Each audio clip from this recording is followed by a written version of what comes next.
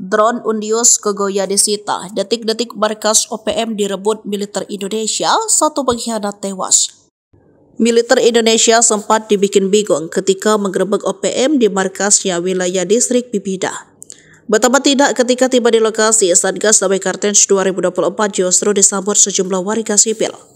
Mereka diduga dipekerjakan secara paksa oleh OPM agar mereka bisa melarikan diri. Akhirnya perang terbuka terjadi selama 3 hari. Militer Indonesia harus berhati-hati agar tidak ada masyarakat sipil yang terluka.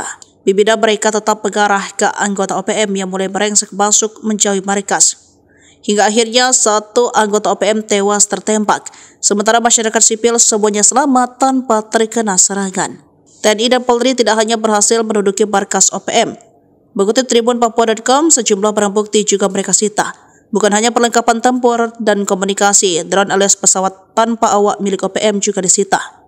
Kasatgas Humas Satgas Damai Kartens 2024 AKBP Bayu Saseno menuturkan, tewasnya satu anggota KKB tersebut merupakan hasil dari penyisiran yang dilakukan oleh aparat gabungan yang menuturkan ada parang dengan panjang 80 cm di dekat jenazah. Sosok mayat tersebut adalah penembak warga sipil bernama Rusli asal Makassar.